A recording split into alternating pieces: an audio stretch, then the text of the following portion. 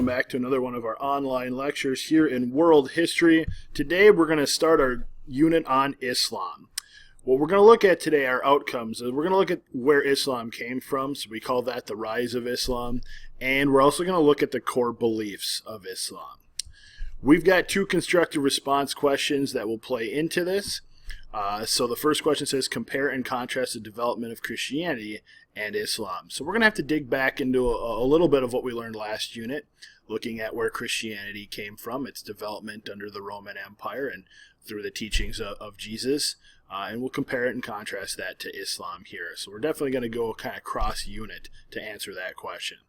The second question says, describe the core beliefs of a Muslim. So we'll look at the 5 pillars of Islam. We'll look at some of the main things like the Quran and some of the things that they believe in and practice on a daily basis. We'll have plenty to answer that question by the time we're done.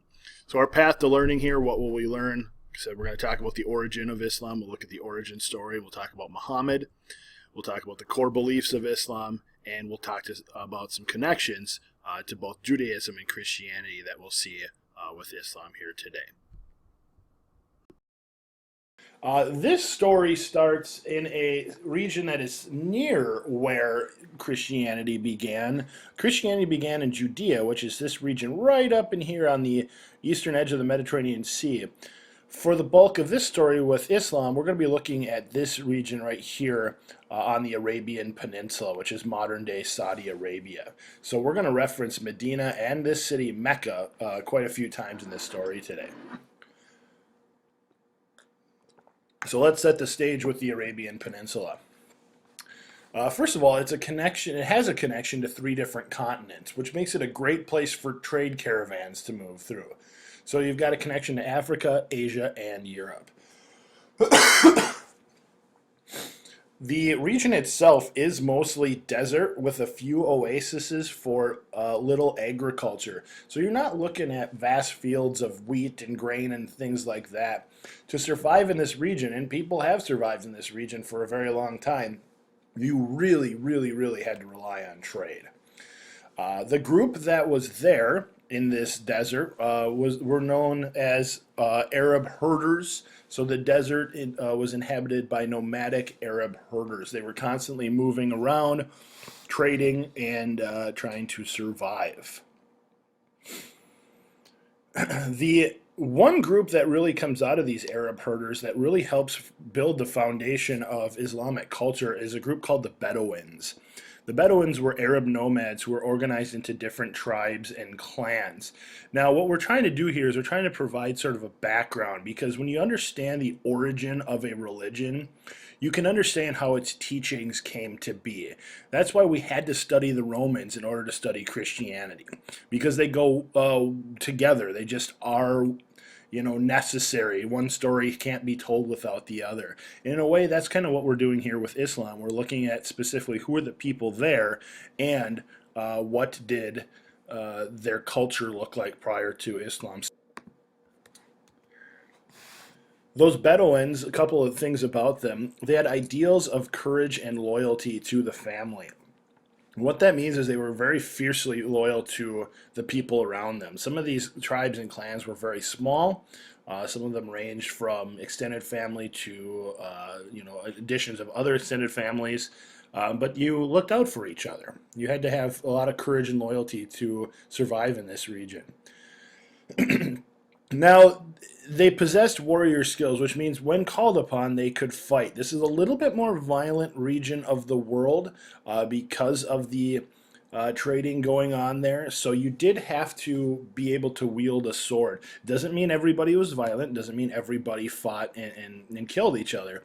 But it was a way of life for some people here on the Arabian Peninsula. And you're going to see this would slowly become part of the Islamic way of life. All of this, not just the warrior skills, but the courage and loyalty as well. Some people say, oh, Islam's a very violent religion. You read the Quran, it's very violent. Well, there's violence in their history, just like there is for any other group of people, because of where this story took place. So let's talk a little bit about Mecca. Mecca, I already showed you on the map. You can see it here on the map below. Is a city in Western Arabia, or modern-day Saudi Arabia. It's still a very, very important city today. The reason it's very important is because it's home to the Kaaba. The Kaaba is an ancient shrine that people came to worship at. And it's interesting because the Kaaba dates back to Abraham, the same Abraham from the story of Judaism, which ultimately led to Christianity. So there's some connection there with the three of them. So this black stone, which is what the Kaaba is, was supposedly found there in this shrine, then was built by Abraham and his son Ishmael to keep this black stone safe.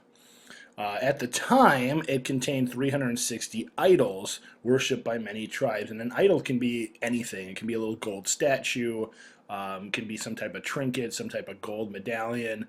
People would come and worship those things at the Kaaba. Now, understand that part of the story is going to change as we progress through this. And I'll show you a little bit more about the Kaaba here in the modern world. This is the shrine that the Kaaba is in. You can see many, many people come and visit. They walk around the Kaaba several times as just part of their faith. So this is what the Kaaba is in today. Itself is not the Kaaba, it's inside of there. This kind of gives you an idea what it looks like. You've got the black stone in here, and this is the shrine built around it.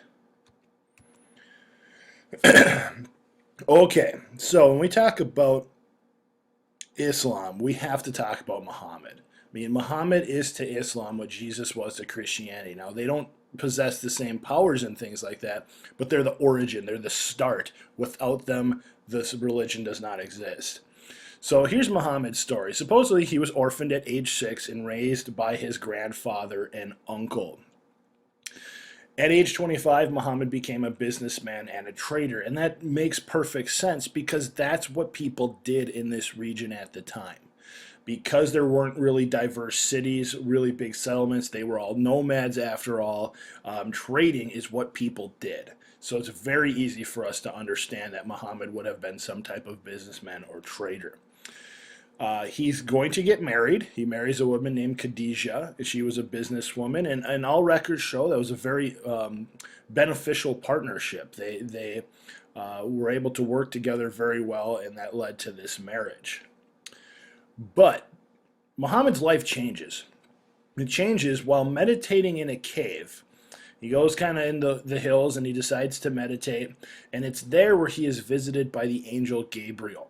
And Gabriel proclaims to Muhammad that he is supposed to preach that there's only one true God.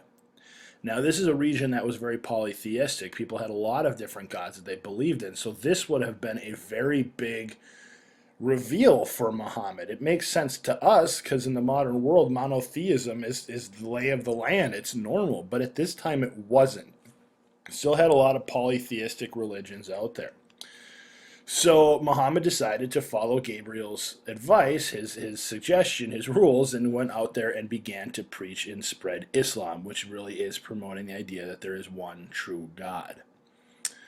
Now, the big thing we have to understand about Muhammad is he's not seen as divine. He's a prophet, which means he's got information. He spreads Islam, but he's not like Jesus. Jesus supposedly performed miracles, healed the blind, and healed other people, brought people back from the dead. Jesus himself resurrected after his death. Those stories don't apply to Muhammad. So when I say they're similar, they are similar. They both started a religion. However, Muhammad does not have the powers that Jesus had. But in the Islamic world, he is the number one guy, besides God, of course, because he was the one who started this story. So what we get out of this is we get Islam. Islam is a submission to the will of Allah. Allah is the name of the Islamic God. So you are following one true religion. So if you are a Muslim, then you are one who has submitted to God. So it's kind of like we call Christianity a religion. Those who follow it are Christians. Well, Islam is a religion. Those who follow it are Muslims. So I just want to make that very clear here. Now, what's going to happen here is we're going to see Mecca and Medina really play a role here in the next part of Muhammad's story. So I'm going to go back. So Muhammad starts out here in Mecca. Is going to be forced to travel back to Medina and then back to Mecca. And that's where we're going next with this story. All right, the Hijrah and the return to Mecca. Well, in 622 AD, Muhammad and his followers are basically forced to leave Mecca. They're not a real popular group. People are not really listening to him yet. So he decides to move north to Medina and continue to spread Islam. And this voyage, this movement north to Medina, is known as the Hijrah. And it becomes known as year one for Muslims because it's here where Muhammad starts to attract many of his earliest followers. So this really is kind of the start of the following that Muhammad will find with his preaching of the idea of one true God. It's here where the first mosque is established for Islam. Mosque is a church. That's what the Islamic world calls their churches or their holy places.